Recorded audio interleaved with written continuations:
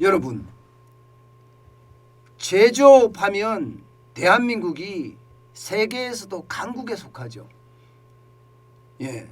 몇몇 나라 빼면요, 대한민국의 제조업은 굉장히 강한 나라야. 뭐 이렇게 이야기하는 것을 서슴지 않을 겁니다. 독일이나 일본, 미국 뭐 이 정도인가요? 예. 어떤 부분에서는요, 독일이나 일본이나 미국보다도 월등하게 앞서는 부분도 많습니다. 예. 중국이 제조업이 굉장히 많이 도약을 하지만 아직까지 품질에 대한민국은 못 따라온다. 이게 일반적인 평가거든요. 그런데 이 제조업이 말입니다, 여러분. 점점 저는 침몰이라는 표현을 쓰고 싶어요. 예. 점점 침몰하고 있다, 이런 얘기예요. 왜 침몰하고 있느냐? 그 침몰은 위기가 된다는 뜻인데요. 지난 5년간 제조업 일자리 증감을 보면요, 엄청납니다. 마이너스 18만 명이에요. 18만 명이 제조업에서 줄어들었습니다. 이 정도 숫자면 여러분 진짜 어마어마한 숫자예요. 어마어마한 숫자. 삼성전자하고요, 현대자동차를 합하면 이 정도 직원이 됩니다. 그러면 삼성전자와 현대자동차 같은 그런 대기업들이 사라졌다고 생각하시면 돼요. 사라졌다고. 그만큼 제조업에서는요, 지금 뭐 폭망했다 이렇게 이야기할 정도로 난리도 아닙니다.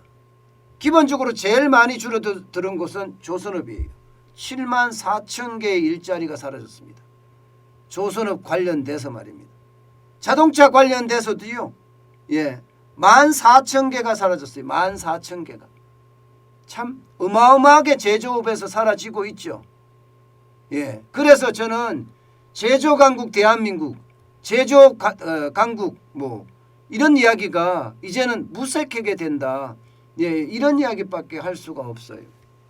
여러분, 대한민국이요, 계속해서 강해지려면요, 이 제조업을 어떻게 살릴 것이냐의 문제, 이거 굉장히 심각합니다.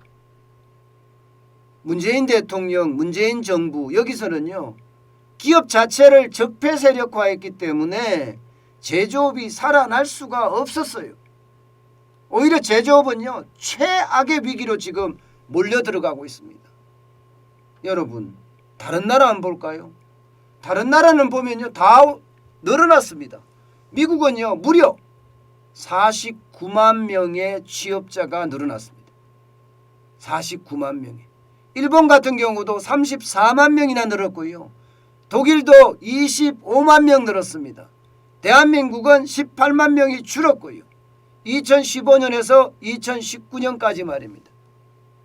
얼마나 제조업이 지금 무너지고 있는지 여러분 지금 확인이 되시죠? 미국과 같은 나라들은요, 리쇼링이라고 해서 공급망을 재편하면서 해외에 나가 있는 미국 회사들의 공장을 국내로 다, 미국 내로 다 지금 들이고 있습니다.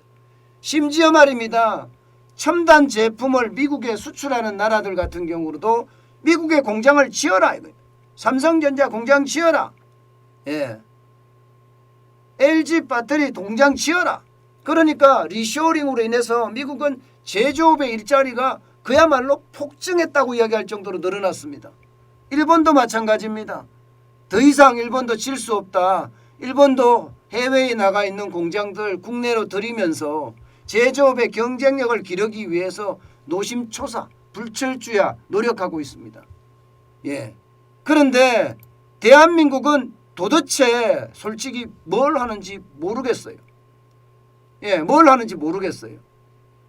일본만 하더라도요, 여러분, 일본이 잃어버린 20년이니 잃어버린 30년이 이야기하면서 일본이 죽어가고 있다 이야기를 했어요. 실제 반도체도 대한민국에 뺏기고 조선도 뺏기고 심지어 철강도 뺏길 정도로 일본의 경쟁력 쑥쑥 떨어졌거든요. 그런데 제조업이 지금 르네상스라고 이야기할 정도로 부활하고 있습니다. 독일도 마찬가지입니다. 독일도. 독일도 25만 명이 늘 정도로 제조 강국을 이루기 위해서 온갖 수단과 방법을 가리지 않습니다. 예. 그런데 대한민국은 어떻습니까? 여러분 알다시피 대한민국은요, 네, 최저임금 올려서 임금까지 올려놨어요. 주 52시간제 도입해서 일하고 싶어도 일도 못하게 막아놨어요. 여기다가 세금이란 세금은 다 올려서 법인세가 폭탄이고요. 세제라는 세제 혜택은 다 없애버렸어요. 예, 연구개발을 하려고 그러면 할 수가 없다고 이야기를 합니다. 주 52시간제 때문에 도대체 어떻게 할 수 있냐 이거예요. 예, 그 정도로 말입니다. 대한민국은 기업을 적폐 세력 삼아서 말입니다. 예, 망치로 계속 두드려 팬 거예요. 야, 이게 여러분 말도 안 되는 거 아니에요? 일반적으로 정부라고 하면 국가 운영을 해야 되잖아요.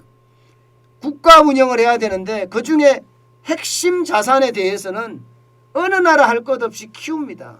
심지어 중공도 키운다고요. 중공도. 예, 뭐 리튬 회사를 만들어서 전 세계 리튬 시장을 장악한다든가, 휘토류 회사를 만들어서 전 세계 휘토류를 장악한다든가, 이렇게 중공도 기업을 키우고 있는 판인데 웬일이지 대한민국은요, 잡아먹지 못해서 안달난 사람들 같아요.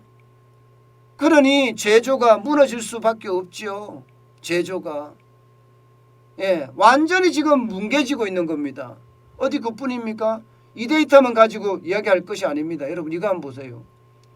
미국의 부품 소재, 예, 수입액이에요. 이 수입액에 보시면 2018년, 2019년, 2020년 대한민국은 오히려, 예, 거의 플랫합니다. 2018년에는요 굉장히 많이, 예, 337억 달러를 수출을 했는데 이제는 327억 달러로 대한민국 쫄딱 쉽게 말하면 망했어요. 그냥. 예, 망했어요. 그런데 동남아는 어떻습니까? 동남아는 일치월장입니다. 예, 691억 달러에서요 2019년엔 761억 달러, 2020년에는 837억 달러까지 늘어나고 있어요. 동남아는. 중국이 2018년에 1435억 달러, 2019년엔 1049억 달러, 2020년에는 948억 달러로 감소했거든요. 이게 미중 전쟁의 결과로 중국 제품에 대한 견제가 굉장히 심해졌다는 이야기거든요. 예, 중국의 견제가 굉장히 심해진 자리에 대한민국의 제조 강국이라고 이야기하는 대한민국이 그 자리를 치고 들어가지 못했다는 결론이 생깁니다.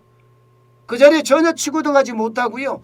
동남아 여러 나라들이 그 자리를 치고 들어갔다는 결론이 생기는 거예요. 이 정도면 여러분 대한민국이 지금 어느 정도인지 여러분도 이해가 되시죠?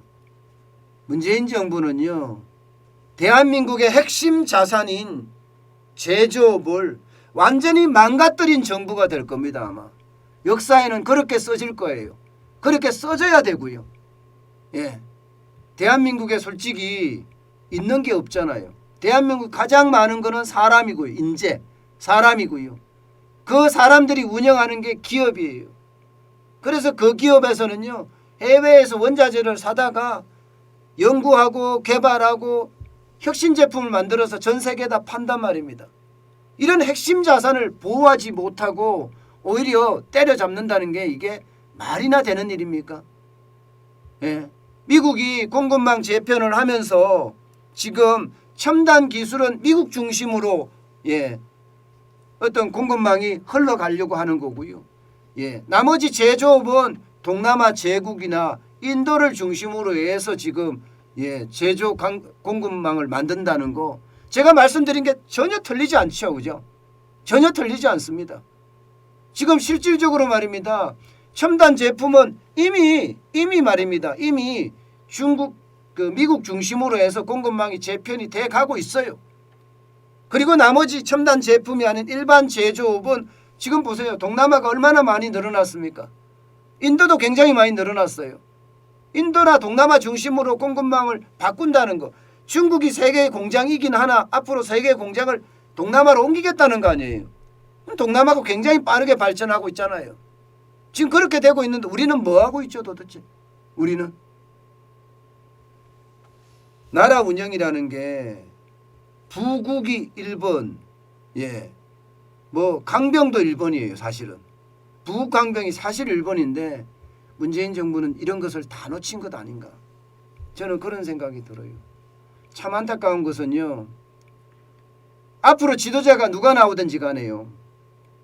제조업을 어떻게 살릴 것이냐. 제조업의 르네상스를 어떻게 만들어낼 것이냐. 여기에 고민이 저는 집중돼야 된다고 생각해요. 그래야만 대한민국의 미래가 있습니다. 이렇게 가면 자칫하면 대한민국의 미래마저도 말입니다. 와르르 무너질 가능성이 있다는 것. 예, 우리는 지금 그 징조를 보고 있습니다.